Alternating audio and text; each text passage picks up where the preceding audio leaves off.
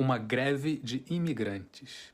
Imagina, se todos os imigrantes da Europa fizessem uma greve, parassem de trabalhar por 3 dias. Você que vive em Portugal, quanto você acha que a sua vida seria afetada? Há mais ou menos um ano, a Amanda Lima escreveu uma crônica ótima para o Diário de Notícias fazendo esse exercício de imaginação e a resposta que ela chegou é impressionante. Começando bem simples, você acorda e desce para tomar um cafezinho na pastelaria. E é impossível. A pastelaria está um caos porque só tem uma pessoa para atender todo mundo. Os transportes no caminho para o trabalho estão sujos, os escritórios estão sujos, os centros comerciais, as universidades, especialmente as casas de banho de todos os lugares estão imundas. Porque ninguém do outro lado da cidade acordou às 4 da manhã para limpar tudo antes de você chegar. Isso para quem consegue chegar. Chamar um Uber está completamente impossível. Os aeroportos sem controladores de tráfego nas pistas, sem carregadores de malas, estão parados. As crianças na escola não têm comida porque as cozinheiras não vieram. Aliás, quase todos os restaurantes estão fechados ou funcionando a meio gás por falta de cozinheiros e de empregados de mesa. Mas quem precisa de restaurantes, né? Você pede um delivery, certo? Impossível. Não tem entregadores. Então, mais fácil, você vai no supermercado comprar umas coisas para cozinhar em casa.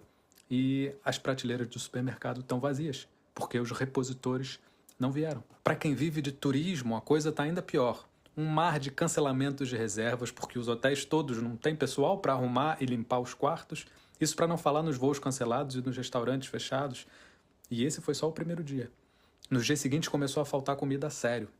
Legumes e frutas, não havia quem colhesse, quem transportasse, lixo se acumulando em todos os edifícios da cidade e pior, você de repente começou a ficar sem informações sobre o que estava acontecendo. Os sistemas informáticos falham porque não tem mais técnicos de manutenção. As pessoas vão ficando sem TV, sem internet e quando vão tentar ligar para a operadora ninguém atende. Os atendentes não vieram trabalhar. A economia fica completamente travada, as empresas e o Estado tomando um prejuízo monstruoso a cada hora que passa. Parece um cenário de apocalipse, mas são só 3 dias sem imigrantes na Europa. Sem os asiáticos, sem os latino-americanos, sem os africanos, a Europa já não é economicamente viável. Bom, na verdade, nunca foi, porque a riqueza que ergueu os impérios europeus veio de lá das colônias. Mas não é esse o ponto aqui. O ponto é que nem sequer devia ser preciso a gente dar esse argumento prático, econômico, para justificar que as pessoas sejam simplesmente respeitadas. A gente sabe que em Portugal, por exemplo, os imigrantes têm uma contribuição proporcional muito superior à dos portugueses para a seguridade social. Os imigrantes dão à segurança social 7 vezes mais do que recebem. 10% da população em Portugal é imigrante. E esses 10% garantem sozinhos o pagamento de 17% das aposentadorias no país. Mas então é por causa disso que a gente precisa ser respeitado? É claro que não. O valor de uma vida não pode ser medido em números, não pode ser medido pelo dinheiro que ela produz. Uma vida é uma vida. Quem acha que a vida de uma criança do Bangladesh vale menos que a de uma criança portuguesa, quem acha que a dignidade de uma pessoa varia conforme a cor do passaporte, a cor da pele, o sotaque, então essa pessoa adoeceu, perdeu um pedaço da sua humanidade e precisa urgentemente encontrar de novo. Precisa lembrar que Portugal é dos países com a maior taxa de imigração do planeta, e isso vem de há muito, muito tempo. Mesmo se a gente deixar de lado a história mais antiga dos povos que constituíram o país, dos árabes, dos judeus que foram expulsos na Inquisição, de todo o processo colonial no Brasil, África, Ásia, e ficar só com o século XX. Foi mais de 1 milhão de portugueses para as Américas na virada do século, especialmente para o Brasil, e só nos 20 anos antes do 25 de abril foram mais de 1,5 milhão, principalmente para a França e para a Alemanha. Não tem uma família nesse país que não tenha na sua história algum emigrante. Então, que Portugal tenha passado a maior parte da sua história se dispersando pelo mundo e alguns portugueses agora virem a cara para os imigrantes que trabalham aqui é de uma tristeza enorme, que não cabe nesse vídeo, apesar dele já estar bem longo. É que eu recentemente tentei espremer essa tristeza toda em um espaço muito mais curto que esse, e agora precisava dar uma descomprimida. O que eu tentei fazer foi uma música de 3 minutos que contivesse essa mensagem toda que eu falei aqui.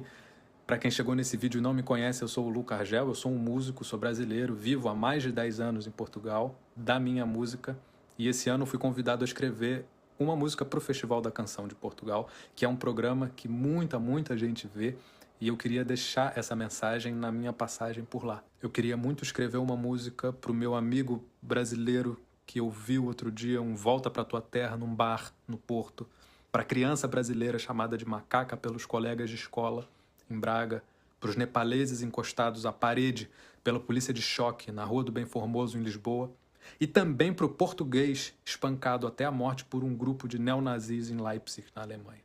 Para dizer em 3 palavras, imigrantes merecem respeito. O trabalhador imigrante, a família imigrante, os filhos e netos de imigrantes que já nasceram aqui, mas são tratados como estrangeiros no seu próprio país, essas pessoas merecem o nosso respeito, não o nosso medo, não a nossa desconfiança. Essa música é para essas pessoas, para todos que já ouviram um insulto xenófobo no meio da rua, num serviço público, numa loja, nos transportes, nas redes sociais, para quem já foi intimidado ou agredido pela polícia por ser ou parecer estrangeiro, para quem já viu os filhos serem humilhados na escola por não falarem o português que a professora acha que é o mais correto, para os que já foram discriminados no trabalho, na universidade, na discoteca ou no consultório médico por conta da nacionalidade, do sotaque, apelido ou tom de pele, para todos que têm que aguentar grosserias de desconhecidos que fazem questão de nos lembrar dia sim, dia também, que esse lugar não é nosso, para quem tenta e não consegue fazer novas amizades,